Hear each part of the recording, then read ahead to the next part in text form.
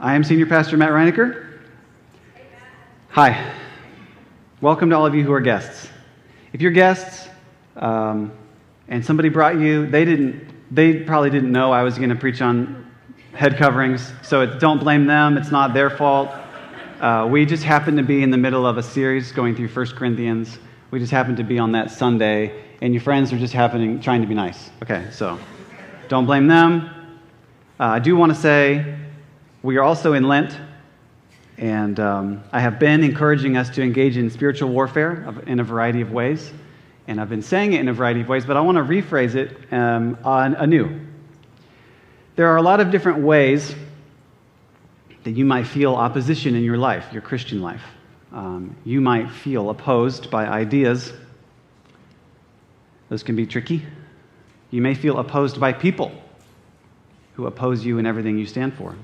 You may even feel opposed by demonic forces or evil in general.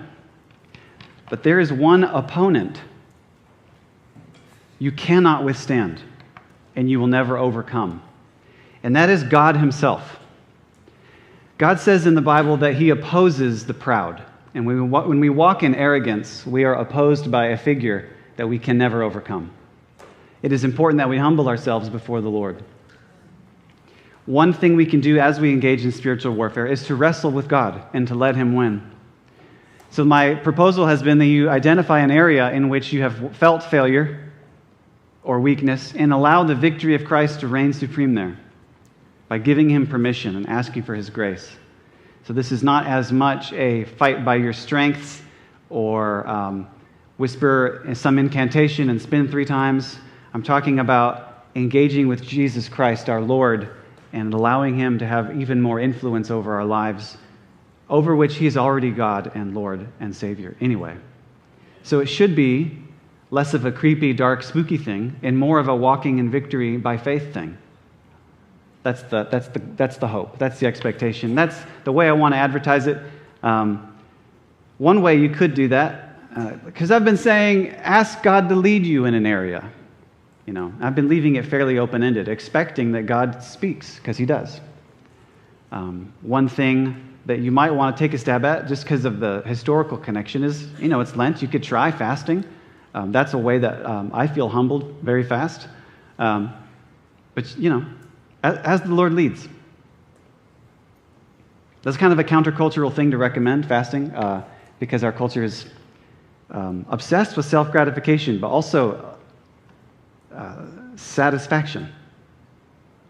Obviously, don't fast if you're breastfeeding or on prescriptions that you need that require food or anything, but just take a stab at it. Ask the Lord. Take that to the Lord. Okay, anyway, without further ado, I would like to introduce to you a passage of Scripture that is immensely triggering, and what we're going to do, I'm just going to give you the schedule. We're going to read the passage all at once, and then I'm going to read it slowly. Then we're going to digest and ask some questions of it to get a better grip of what it's even really saying. And then we're going to look to Christ, because it is a sincere conviction of mine that if we have bad Christology, everything else gets messed up. And it gets messed up fast and hard. So we're going to bring it back to Jesus and see, what is the risen Lord and a picture of what he's like have to do with head coverings and worship. They are super connected. But before I do any of this, I just want to ask, what are our commitments? If there's something, we're not Torah observant. We're obviously wanting to be living under the law of Christ, but when the law of Christ butts up against our preferences, what do we do in general? I'm asking before we get triggered, because it's going to be a difficult passage. But how committed are we to letting his beauty speak through the texts of Scripture? I think once we're done digesting this and asking proper questions and seeing Jesus, I think we'll see beauty in this, but it just might take a while, so hold tight. We're going to be all right. Also, it's important to seek clarity. So why am I not just skipping this passage? I kind of wanted to. But then I'm remembering that I ask people to read the Bible. And it would be weird if I never lifted a finger to exert any effort to teach on weird stuff. I'm just like, well, you figure that out you plus the internet, figure that out on your own. And that's actually not where I want you to go, necessarily. There's good stuff, but there's a lot of not good stuff. So, here's another reason why clarity is important. In this passage, which is not from our readings today, but in this passage later in the same book, 1 Corinthians 15, verse 29, we read something that's so confusing, people don't do anything with it. Paul says at the end, of this verse, like, if the dead are not raised at all, why are people baptized on their behalf? I'm just going to be honest, like, we don't know what he's talking about. What does that look like? Because we don't do baptisms on behalf of the dead. I know Mormons do, but most churches you've ever been to, they don't do that. The Christian tradition doesn't do that, but it's partly because we just don't know what he's talking about. So when there's no clarity, there's not very much obligation to act. With clarity grows an obligation to act. I think that's a sensible principle. Okay, so there may be things in this passage that we just don't understand, and it's like, okay. Let's look for clarity. And I think there will be an emerging picture, and it's going to be deeply theological, but we have to look at it for a bit. So we're going to start with verse 2. We ready? All right, in verse 2 of 1 Corinthians 11, we read, Paul saying, "Now I commend you, because you remember me in everything and maintain the traditions even as I delivered them to you. But I want you to understand that the head of every man is Christ. The head of a wife is her husband, and the head of Christ is God. Every man who prays or prophesies with his head covered dishonors his head, but every wife who prays or prophesies with her head uncovered dishonors her head, since it is the same as if her head were shaven. For if a wife will not cover her head," we're just going to keep going through this whole thing, and then we'll digest it later. "So if a wife will not cover her head, then she should cut her hair short. But since it is disgraceful for a wife to cut off her hair or shave her head, let her cover her head. For a man ought not to cover his head, since he is the image and glory of God, but woman is the glory of man. For man was not made from woman, but woman from man, and neither was man created for woman, but woman for man. That is why a wife ought to have a symbol of authority on her head because of the angels. Nevertheless, in the Lord, woman is not independent of man, nor man of woman, for as woman was made from man, so man is now born of woman, and all things are from God. Judge for yourselves. Is it proper for a wife to pray to God with her head uncovered? Does not nature itself teach you that if a man wears long hair, it is a disgrace for him? But if a woman has long hair, it is her glory. For her hair is given to her for a covering. If anyone is inclined to be contentious, we have no such practice, nor do the churches of God." Okay, so that's our section. What I want to do is ask some questions. You might have some questions of your own. Question number, about 10? Well, I only have 5, so we'll see if I get there. Who is supposed to cover their heads? And with what? And why? Was this head covering tradition cultural, or is it based on like a timeless theological principle that we ought to continue today?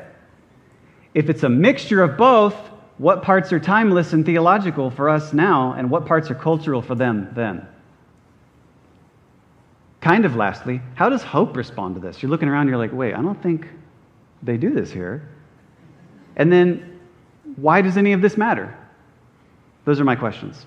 I hope those roughly cover your questions. If they don't, we can talk later, but I don't want this to go on for like hours and hours.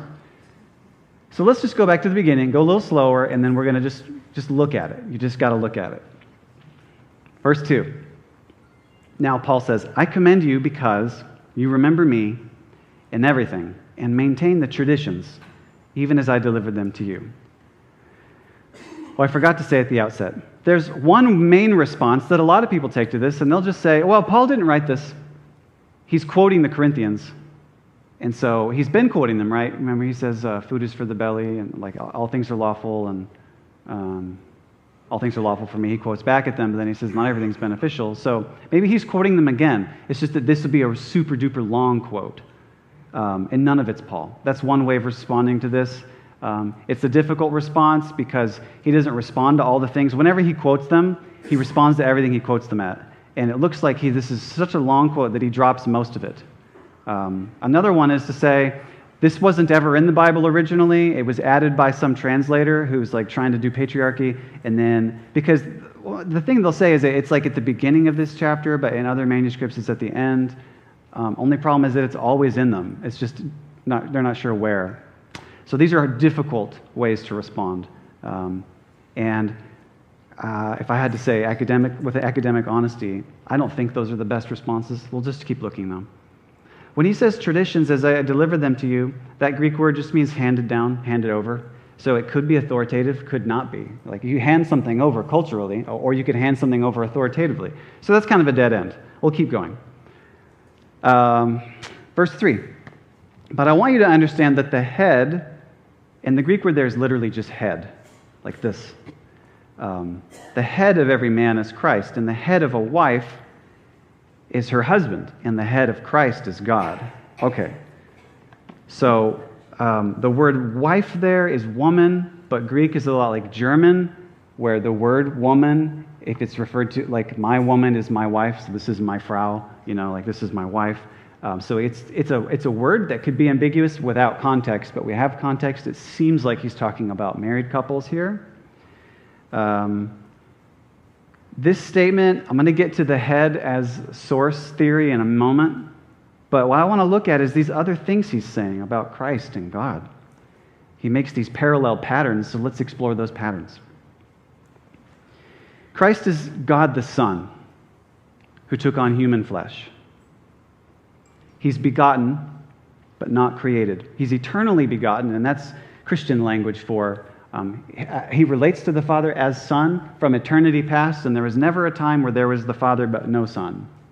He's always been with the Father as Son, begotten.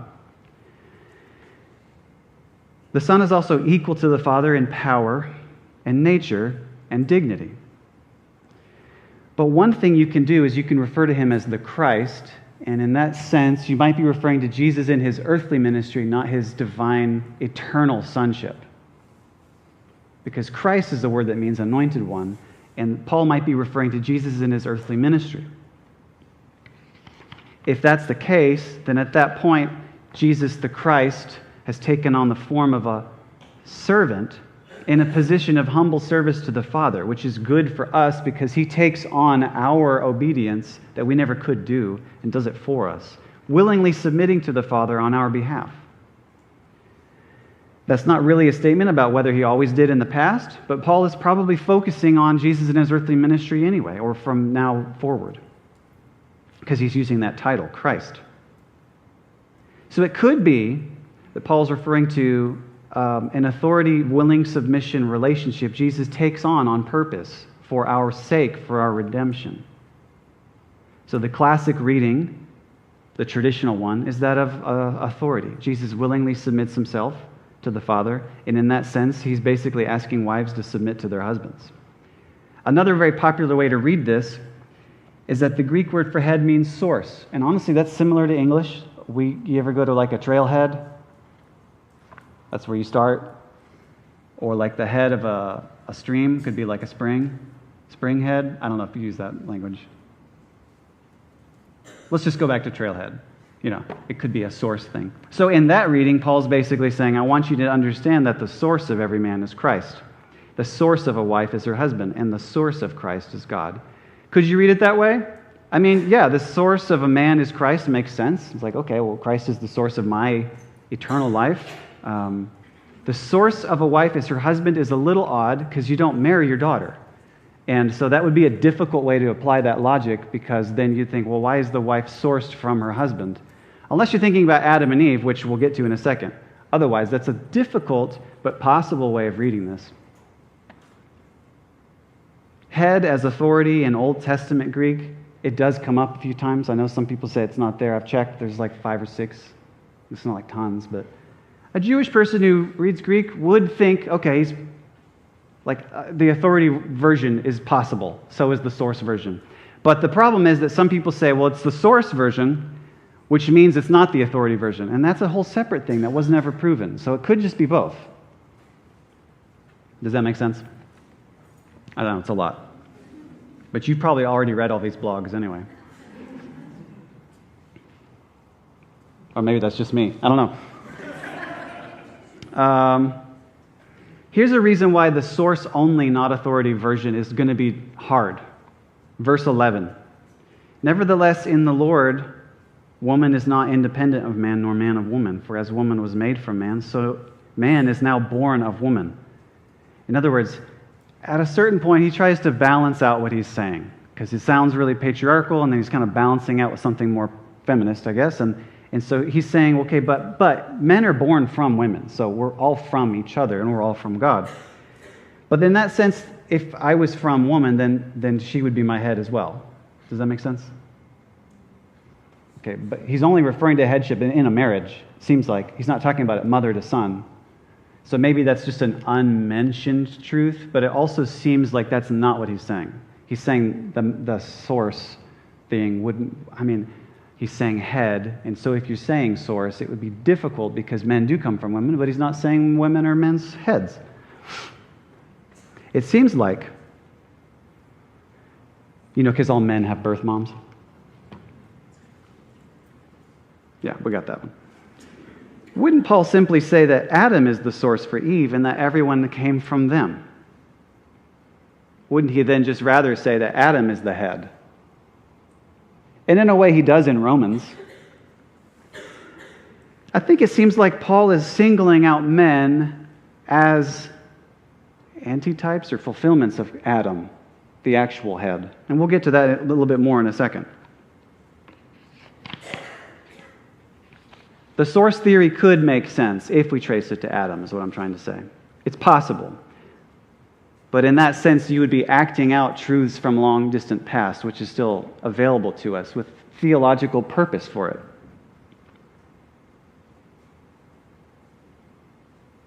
If I were to avoid hurting feelings and just say what I think is honestly happening here, I think either the authority view is right or the source and authority view is right, but you have to be nimble with the source thing because it's not always sensible. In other words, probably what you don't want it to be is probably right. Due to Christ's willing submission to the Father, Christian men's willing submission to Christ, and Paul asking wives to willingly submit to their husbands. And one of the reasons why that's unavoidable is because of the wedding passage in Ephesians 5. I don't know if I have that. Do I have a slide for Ephesians? Okay, I do. Okay, so no getting out of this one. So Paul, the same author says, wives, submit to your own husbands as to the Lord. This is the part where it's really cancelable, but really, just hold tight. We'll get somewhere good. For the husband is the head of the wife, even as Christ is the head of the church, his body, and he is himself its Savior. Now, as the church submits to Christ, so also wives should submit everything to their husbands. So, the same author wrote both, and he uses those same 4 key words: Christ, head, man, and wife, or husband and wife. So the authority view is probably right, but let's keep going. For every man who prays, this is verse 4, or prophesies with his head covered dishonors his head. But every wife who prays or prophesies with her head uncovered dishonors her head, since it is the same as if her head were shaven. For if a wife will not cover her head, then she should cut her hair short, since it is disgraceful. Where am I? But since it is disgraceful for a wife to cut her off her hair or shave her head, let her cover her head. Context. This is not exactly Roman practice, because there are occasions where men would cover their heads when they were offering sacrifice to the gods as a way of showing respect to them. And also, we're not talking about burqas or veils. It's just back here, like a little piece of fabric back here. You could see Roman women wearing stuff like that. It's not all the way over here. Also, context. He's just talking about during when you're at church praying or prophesying. He didn't say at the market or in your house. So the context is when they're at church praying or prophesying, a way to show headship and respect with what they dressed as. So this section starts to feel like, okay, we have a mixture of culture and theology, and it's not always obvious which is what. Because in some cultures, a woman's head could be shaved, and that could look normal. It wouldn't be shocking for all cultures for women to have short hair, including our own. It's not shocking. It would have been for them, and he's making a cultural argument to reinforce his theological argument. Let's try to parse that out. Because in verse 5 he says, but every wife who prays or prophesies with her head uncovered dishonors her head, since, Paul says, since it is the same as if her head were shaven. That logic doesn't make sense to us. It made sense to him. So it seems culturally reinforced, but at the same time, the thing he's reinforcing doesn't altogether seem cultural. Paul makes that equation, and it makes sense to them. But let's continue. Verse 7. For a man ought not to cover his head, since he is the image and glory of God. But woman is the glory of man. For man was not made from woman, but woman from man. Neither was man created for woman, but woman for man. That is why a wife ought to have a symbol of authority on her head, because of the angels. So this is a passage that's so difficult, I was thinking, man, I wish if we just skip it. What's with the because of the angels thing? Let's get there because it sticks out. It's so weird. Angel is actually not a kind of thing. It's a kind of activity. It's a word that just means messenger. So it could be human messengers from other churches. And so if you're visiting people from out of town and they're messaging, don't act weird around them. There's another one where angels are lusting after women. Now, this may not be very popular now. It was in Jesus' context, made explicit in the book of Enoch, where what happened in Genesis was actually angels lusting after women and creating impure mixtures of angel and human. So then Paul might be saying, well, deflect the angels lusting after you by covering. Another view would be angels are present in worship gatherings, and they want to see that we're worshiping with propriety. Another one would be angels need to know who to take orders from, the ladies who are in submission or not. Another one would be because women will later judge angels along with men, and so if they're going to judge them later, they should be under God's authority and their husbands now because of the way that will play out legally later. Also, there's the X factor of I don't know. The angels as visiting humans could work. There's nothing wrong with that. People can be angels in the sense that they're messengers. Also, the angels are present with you during worship and would want to see propriety. Also works. That may even be the best one because when you don't give any reason to believe otherwise, just the word angel by itself seems celestial, seems like an angelic being. But that doesn't super matter. That could just be one of those, why are people baptized on behalf of the dead things? We're just like, okay. Well, you can ask God when you meet him. Back to head coverings. Verse 9 is a serious buzzkill to every progressive interpretation of this passage. I've looked for a lot of them because I'm rooting for that team sometimes, so I'll just be honest with you. I'm thinking, how could we read this that's not so patriarchal? I'm just trying to be vulnerable here. But verse 9 sort of seems to kill that badly. What is verse 9 again? I have it. Neither was man created for woman, but woman for man. That is why a wife ought to have a symbol of authority on her head, because of the angels, included verse 10. So that's a serious difficulty for head means source, but not fatally. There's also that she has authority on her own head, as in it's her own authority. That one's a common one. Again, verses 8 through 10 make it hard to embrace that because the ideas don't flow as well as you might think if you take it in isolation. But one thing that's going on here is that God makes Adam first. And he is a type of humanity, and Paul makes that clear in Romans. And God glories in Adam. And so Adam being the glory of God actually demonstrates God's great and deep pleasure for Adam. Man being the glory of God probably conveys the same sense as woman being the glory of man. Remember when Eve was made and Adam was astonished? She was his glory in the sense that he could scarcely take it all in. He was shocked. Behold, bone of my bone and flesh of my flesh. A wonderful creation. So God glories in man as his creation. And man, and the mankind, women confuse us, but we're still astonished at our partners. I think there's a glory in a good way where that glory is a pleasure of companionship and a beauty of God's creation and illustration. Moving on, though.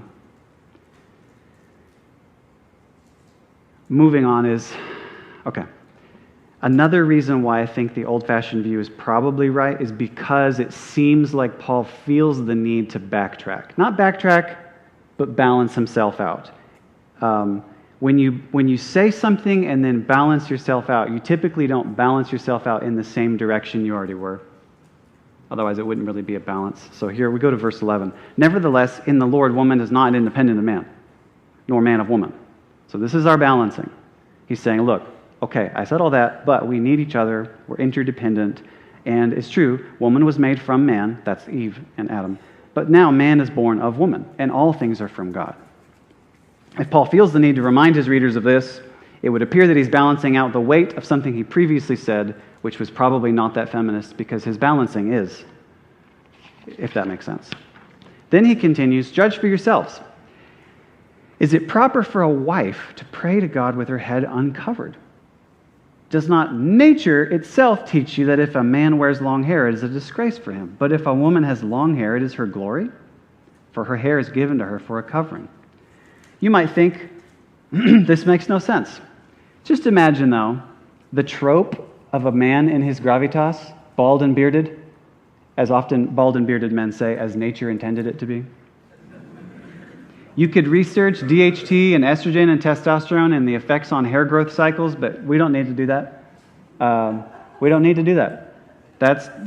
You can. You can do that if you want. It's a free country. Paul is assuming women have longer hair. It is not much of an assumption, but more of a statement, that male pattern baldness is a distinct phenomenon. So is growing a beard. So bald and bearded versus someone who's able to naturally grow hair longer than the other. I think all the Guinness World Records for length of hair are held by women. I don't know why. Maybe they're just better at it. Moving on. Some interpret Paul as saying that their hair should be done up, that it's not a piece of cloth, but it's like a ponytail kind of thing. I don't know if you ever heard of that one. That's a difficult view to embrace, although it's easy because you think, well, I already wear a ponytail, so it doesn't matter what he's saying. I'm good, check. It's probably the done-up view. The only problem with that is there would be a logical inconsistency, because when he says long hair for men is a covering and a dishonorable one, he had no reference to whether it was up or down. He was talking about length. In other words, for men, long hair would be a covering and a disgraceful one, but long hair for women wouldn't be a covering until they do another step. Well, why is it different? The word is the same. So the done-up view is self-contradictory because for one, long hair is a covering, and for the other one, long hair isn't a covering. Yet, and then he finishes it off with, well, if anyone's inclined to be contentious, we have no such practice, nor do the churches of God. And that's a problem for us today because it is not a universally, culturally embraced phenomenon. It is no longer the case that everyone does this, guys, so just keep doing it. You're going to offend people. Because now it is the case that most people in America do not do this. So how do we respond to this cultural argument based on practice? Which is it? We're going to go back to our questions. Who was supposed to cover their heads, and with what? First off, based on the writings of Tertullian, he's a North African guy in the 200s, they apparently were confused in North Africa. Is this just for wives, or do unmarried women need to wear this? Like, would a widow need to wear this? They were for sure that married women should, but they didn't know about anything else. So it seems like probably, and based on the context, like her husband or her man, which means husband in Greek, probably we're just talking about married women. When, though? At church, when they're praying or prophesying publicly. With what? Probably real cloth. Probably not just hair done up. And apparently this was a way of showing respectful behavior in a religious context, whole other sermon, which I won't do. We'll just drop that. But the thing that it meant wasn't just bland, generic propriety. Was the head covering a tradition, culturally based, or a timeless principle? Yes to both. If it's a mixture, what parts are timeless and for us now, and what parts are cultural and just for them? It seems like based on a much longer study I didn't share with you, our brief study here, this is just all Cliff's notes, well, Matt's notes. It seems like the piece of cloth is cultural, but a way of showing something theological. In other words, it is a cultural practice meant to convey a timeless theological truth centered on Adam being the first man and Eve being a creation taken from his side. That is then superimposed onto married couples. Even though my wife wasn't made from my side, neither was your wife made from your side. A timeless theological truth from a distant past superimposed onto married couples. Paul also seems to superimpose another phenomenon onto married couples in Ephesians 5, which we also read.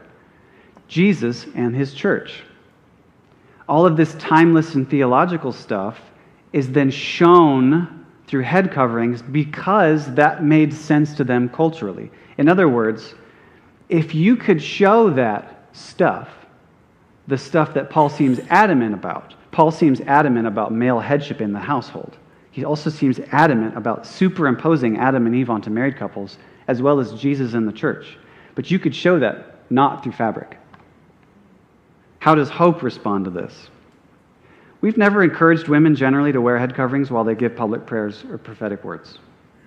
In fact, this could be a weird, contentious source of religious legalism if we all of a sudden started doing that. So I'm not even going to be neutral. I'm going to recommend we don't do this.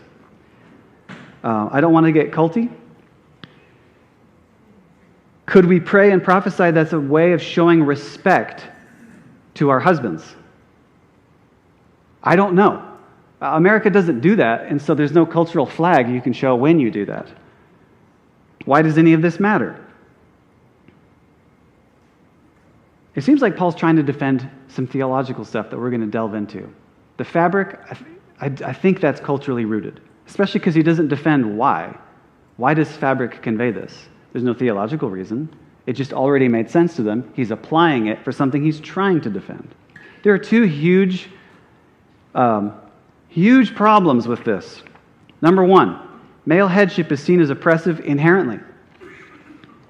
Number two, this entire schema is built upon a theologically reinforced gender binary, which is a disaster. Both of these things are a disaster. So what should we do as a response? First of all, I'd like to speak to the second one. This entire schema is built upon a theologically reinforced gender binary. In the modern day, I have been told recently, from not just one person, that being neither male nor female is as common as having red hair. Thus, male or female, as a binary category, shouldn't be the case, is scientifically wrong, and therefore you should reject it theologically. I don't know if you've been on the receiving end of that. I'm not even going to ask you to raise your hand if you've heard that. Because I know a lot of you probably just want to leave. I looked that up afterwards. That is an amalgamate, is a conglomeration of a lot of different categories of people. Being intersex, where you have neither XX or XY, is a real category of person, but is extraordinarily rare. The reason how you can get up to 1.7% of the population is by adding people who have hormonal imbalances, things that don't necessarily affect you, glandular issues, etc. So the chromosomal differences is an exception that kind of reinforces the rule. It doesn't break the rule. Because why would you say you have a missing or misplaced Y chromosome if it's right where it's supposed to be? It wouldn't be missing or misplaced. So yes, this category exists, but these people are not to be discarded. And I'm about to engage on a very dangerous side tangent that's not in my notes, but just pray for me. And by the way, if I ever do get canceled, you don't need to defend me online. Just pray. The board can defend me, and that's it. Things blow over. A new person will get canceled. Don't worry. I have great sympathy for transgender people. I don't know if you've ever done this, but have you ever read stories of people who transitioned and then have some regret, but they're scared they have nowhere to turn?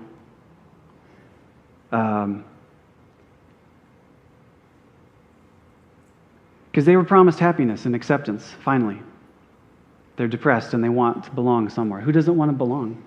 As a person who's previously felt like I had no friends ever, I don't feel that now, but I can identify with feeling totally lost and overlooked.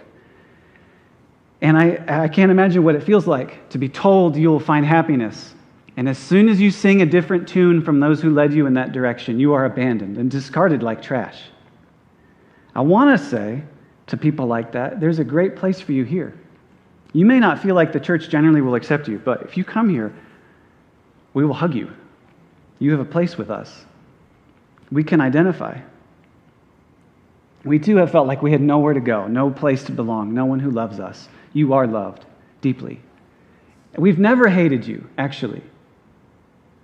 We never hated you. Now, I hate the fact that you've been lied to, promised false promises. You will be happy.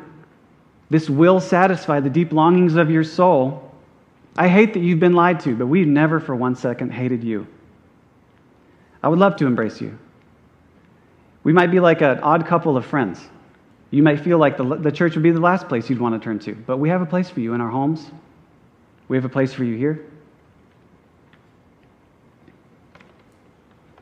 Okay, so yes, this whole scheme is built on a gender binary for theological reasons. We're stuck there, but I feel like it's a fine place to be stuck. Second, the first objection. Paul's argument here is totally oppressive because male headship is inherently oppressive. That objection is based on two things. Number one, real, historic abuse against women. The other thing it's based on is poor Christology. Let's start with the man and woman thing. Paul is not saying a man has inherently more dignity or brains.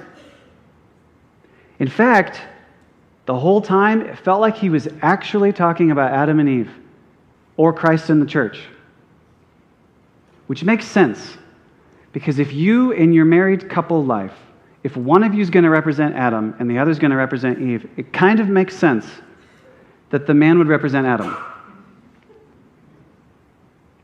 It also makes sense that Eve would represent all womankind. Why? Because everyone was born from her. So she's like the mega mom. Adam would be like the mega man. No pun intended. Because he's a man, he was made first, but also all men are like him and come from him. He was first, she was made from him, and she is a marvel. That is not true of married couples today. In fact, my wife's 2 days older than I am. I couldn't possibly be her source. But she is a woman and I am a man. And woman was made from man, meaning Eve was made from Adam, from his very side, and is a marvel and a glory to him. This is the part where we need to get mystical, I think, to understand what Paul's really getting at. She was made from his body, his broken body. She was a glorious creation made from his broken body. And Paul says, primarily I'm talking about Christ and his church. When he says what I'm really talking about is Christ and the church, that makes me think that he's not really talking about me and my wife. We are, because of our genders, representing something bigger than we are. In other words, we don't repeat these phenomena, we represent them. We reflect them. We act them out like a skit. These timeless truths of Adam being made first and Eve being made from his body, just like the church being made from Jesus' broken body. And in this skit, doesn't it make sense that I would play the role of the bridegroom and my wife would play the role of the church? Because Jesus is coming back, and not for a club, but for his wife, his bride. And this truth is so big, it eclipses our identities previously. And now in the home, we take on a preachment of the gospel with the very way we behave. For the sake of our kids, for the sake of our neighbors and friends and family. A theatrical way of acting out the gospel at home, which makes sense especially for ancient peoples who might have been literate, but even if they were, did not possess a Bible. Most likely. So, does this mean we should do any of this? I don't recommend pieces of cloth on the back of your head. I don't want us to get legalistic about that. We just went through how you could be theologically correct and wrong a couple chapters ago. Another objection is, but men get the best part based on real past abuse and poor Christology. The more we look at Jesus being the person I'm playing in this skit I act out at home, and the church being the person my wife plays as a role at home, the more you should not actually feel like men get the better part. Real past abuse should be condemned.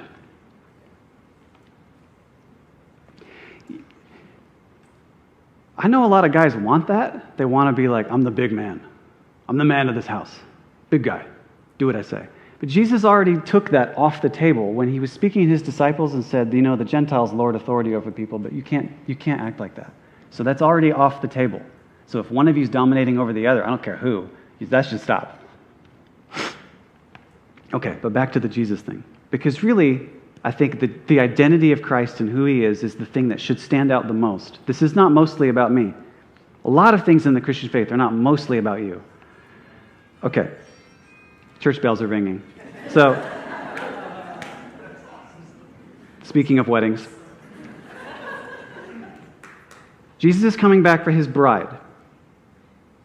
So like I said earlier, it makes sense for husbands to play the role of Christ. That doesn't mean I am Christ. But if we're going to act out a skit, it makes more sense for that. Okay, but out of the two of them, Jesus and the church, who humiliated themselves more?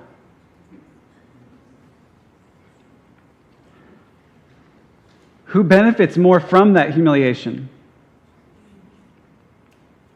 Who got more than they deserved? Who gives more than they get back? The answer wasn't always Jesus. I kind of zigzagged around, but you're following me. Who gets the better deal, Jesus or the church? That should be a no-brainer, but that's the way a Christian marriage should feel for the bride. A lot of guys want that title. Head of the house, best seat at the table. Do you remember when Jesus made fun of guys like that? A lot of guys want to do grand gestures and then check out. I built the deck, honey. Now you do all the laundry. Was that Jesus' MO, to do a big grand gesture and then check out? Yes, the King of Glory died naked on a stick, humiliated, but didn't stop, continues to care, show concern, intercede, and speaks for his bride, seeks and saves the lost. He is not up in heaven with his feet propped up, watching something, while the church serves him without his help, which is actually the way a lot of people really think. They serve that Jesus, and that is not a real Jesus. The Jesus foot propped up, do all the work for me, I started it, you finish it, Jesus isn't real. A lot of guys want I'll serve like Christ in theory. In other words, they turn to their wife and say, well, I would fight to the death for you, honey. You know, because serve your wife like Christ serves his church, you know, in Ephesians 5, giving up himself. So he's like, I would give myself up for you, honey. So continue to do the laundry for me. And she might think, oh, so you would fight to the death for me. That's awesome. Would you do the dishes for me? You know, what was Jesus' MO? To only give his death, but not his life. Jesus took a towel the night before he was betrayed and washed feet. Now, another side tangent. Sorry. I actually don't like foot washing services because they have backwards meaning. For us, now it's a religious significance of no practical purpose. My feet aren't even dirty. I'm actually doing you a favor, letting you wash my feet so you could do the thing you came to do at a foot washing service. My feet are clean. Thank you very much.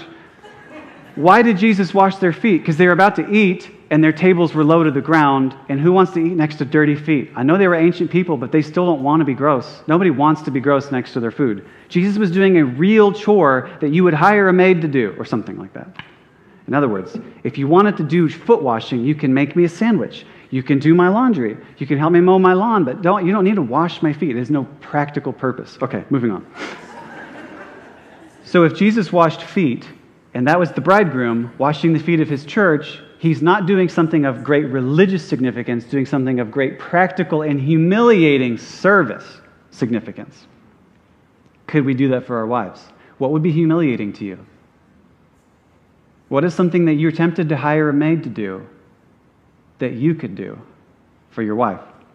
Another thing, I know I'm ragging on the guys, but I'm trying to answer the objection that, but the guys have the best part. If you feel like that, you need to look at Jesus again. A lot of guys are like, I want to give my income. That's my contribution. I'm the head of the house. I provide money, and you do everything for me. I take a break when I'm at home. Is that Jesus' MO? He provided all the resources, but doesn't lift a finger, really. Yes, he gives himself for us and for our salvation, dying on our behalf, but also gives gifts, engages in the relationship, shows patience, service, and is humble. Our Christian marriages are going to be countercultural in a lot of different ways if we embrace this theory. It will be countercultural to the culture for so many reasons we don't need to enumerate. It's also countercultural to previous versions of Christian culture, where man is head of the house, like Christ is head of the church, but they've embraced that weird version of Jesus. I think Paul is really using cultural reinforcement and argument to defend a timeless theological truth that is mostly about Adam and Eve and Jesus and the church superimposed onto married couples, and that should probably still translate. But that should translate to behavior, not necessarily fabric, and that behavior should make it very good for women to be in Christian marriages. One of the things you see in our culture is a race to the top, asserting dominance. I want to get more than I give. A lot of guys will say, okay, well, why do you want to marry this girl? I love the way she makes me feel. Well, that's nice. Do you love the way you make her feel? I mean, is this like, what are you looking for? The way you get stuff from her? Well, I love the way I feel when I'm with her. Great. Does she like being with you? I mean, what are you providing? Are you just taking? A lot of us just have this mindset of taking. And women do that too. It's a cultural thing. Well, I want to get more than I give. I want to receive more than I give back. That is what I'd like to call a race to the top, asserting dominance. Who gets the better end of the relationship? In a Christian household, I'd like to say it should be a race to the bottom. You could imagine a humiliating gesture of a wife respecting her husband out of respect for the scriptures, where he's playing the role, reflecting the bridegroom. But then he gets under where she is, in a humiliating, debasing manifestation of desire to serve his wife and prop her up and exalt her, the way Jesus does the church, so that she's spotless and glorious and prized and respected. A lot of guys think, well, I give money. That's my role. That's what it means to be a man. It's like, okay, but the Proverbs 31 woman, she was probably a small business owner. Like, think outside the box. What is really happening in this marriage? Are we really reflecting Christ in the church or good old boy country culture? What I suggest is that if we really want to embrace the scriptures, and remember at the beginning I said, what are our commitments? Do we really want to do this or don't we? Well, if you really want to do this, and some of the fellows are like, I don't know if I want to do this anymore. If you really want to do this, you would see a wife submitting to her husband out of respect for Christ, not him, because who is he to submit to? And then him debasing himself even more. And they are racing to the bottom, which is what you should see in a Christian marriage. Unless we have bad Christology, who serves the other more, Jesus or the church? We could go back through the whole thing. In fact, for all good doctrine, we should start with a good view of Jesus. All doctrine breaks down with bad views of Jesus, because it is kind of all about him anyway, at the end of the day. Okay, well, that's enough about that. Next week, I will defend why we have lady preachers sometimes. We're going to go to 1 Timothy 2. That's going to be super weird, but we'll do it. And then after that, I'll swear it off for the whole rest of the year. We'll just do normal topics. At this point, I'd like to invite our prayer teams to come forward, and I'd like to say you've all been very patient. Good job. Go in peace to love and serve the Lord. Amen.